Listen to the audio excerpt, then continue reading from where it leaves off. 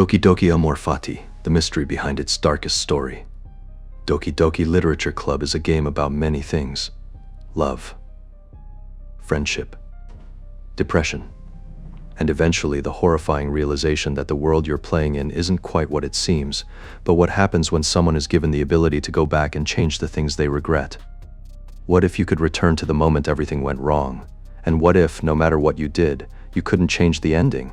That's the central idea behind one of the most infamous and divisive DDLC mods ever created, Doki Doki Amor Fati.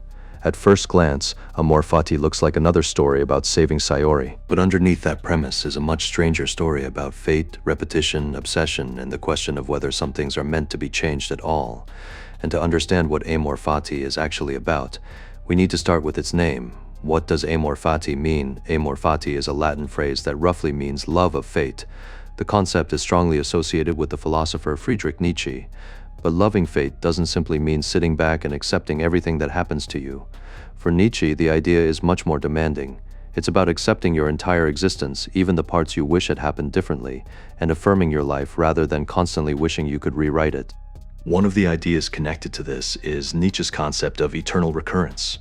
Imagine being told that you would have to live your entire life again. Every friendship, every mistake, every happy moment, every tragedy, everything. And you wouldn't just have to tolerate it, you would have to accept that this life would repeat forever. That thought is supposed to be terrifying, and that's exactly where Amor Fati takes the idea and turns it into a DDLC story, because the protagonist isn't simply remembering the past, he's trapped inside it. The first loop, Amor Fati, begins after the tragedy at the end of DDLC's first act, but instead of allowing the story to continue normally, something impossible happens. The protagonist finds himself back at the beginning of the week. He's confused. He doesn't immediately understand what's happening, but he starts experiencing something familiar, déjà vu. The conversations feel familiar, the events feel familiar, and eventually he realizes something terrifying. He's already lived this week, and he remembers how it ends. At first, this seems like a second chance, and that's important, because the protagonist doesn't think he's being punished. He thinks he's been given an opportunity. If he remembers what happened, then surely he can prevent it. So he tries. He changes his behavior. He makes different decisions. He watches for warning signs. He tries to create a future where Sayori survives, and for a while, it seems like maybe he's succeeding. But then the story repeats itself again. And again, and again. The real mystery. This is where Amor Fati becomes more interesting than a simple time loop story. Because the question isn't, how do we save Sayori? The question becomes, can the future actually be changed? Every time the protagonist believes he's found the solution, something goes wrong. And every failure makes him more desperate. The more he tries to control the outcome, the more his life revolves around that single outcome. Saving Sayori becomes more than something he wants. It becomes the only thing that matters, and that's where the philosophy behind the title starts becoming important. The protagonist is fighting fate, but Amor Fati asks whether that fight is actually making things worse. Because if you spend all of your time trying to erase one terrible event, you might stop living the life that's happening in front of you. Fifth, timeline. Eventually, the repeated attempts become impossible to ignore.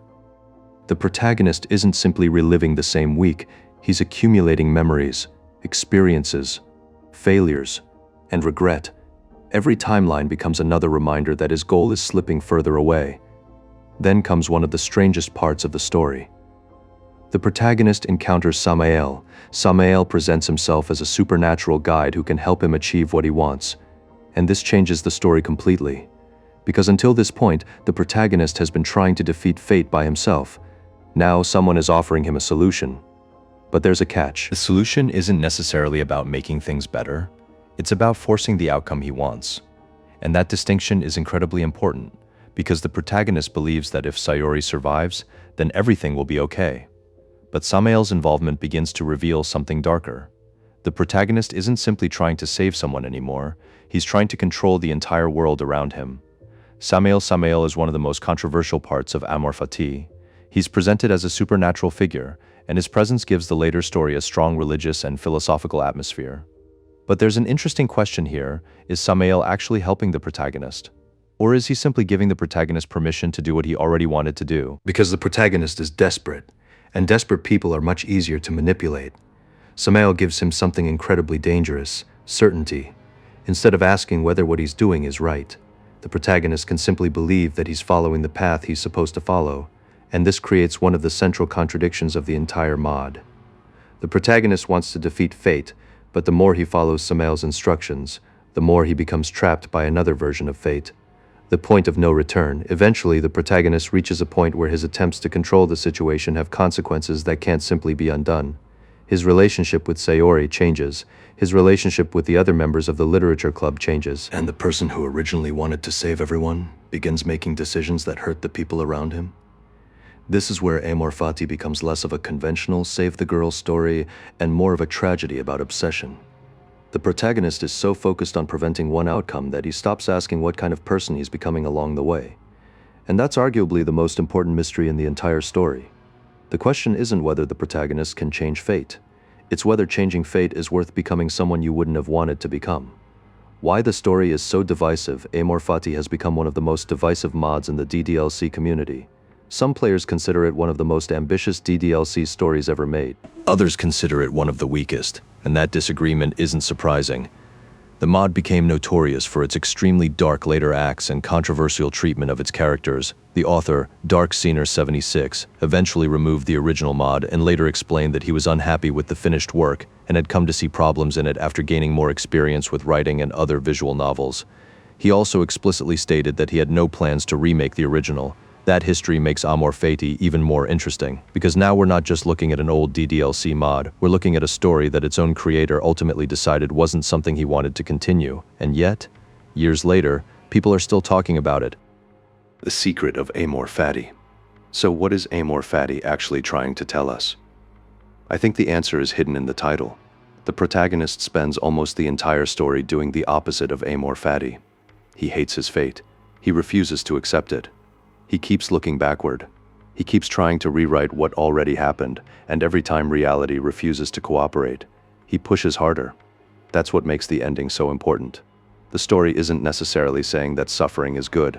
It's not saying you should never try to change your circumstances. It's asking something much more uncomfortable. What happens when your refusal to accept reality becomes more destructive than the reality you're trying to escape? The protagonist wants a perfect outcome, but the more he tries to force that outcome, the further he gets from the person he originally wanted to be, and that's where Nietzsche's idea becomes relevant. Amor Fati isn't simply accepting fate because you have no choice. It's about learning to affirm your existence instead of spending your entire life wishing you had lived a different one. The final question, and maybe that's why Amor Fati has remained so memorable despite everything people criticize about it, because underneath the questionable writing decisions, the controversy, and the bizarre twists, there's a genuinely fascinating idea. What if you could go back? Would you really know how to make things better, or would you simply create new problems? The protagonist gets exactly what most people wish they could have. A second chance, then another, and another. But instead of making his life easier, each opportunity makes him more desperate to control the future. And eventually, the thing he can't accept isn't Sayori's fate. It's his own. That's the real tragedy of Amor Fati. Not that fate can't be changed, but that sometimes, the harder we fight against what has already happened, the less capable we become of appreciating what we still have. Maybe that's what love of fate really means. Not loving everything that happens to you, but learning to live without constantly wishing you could go back.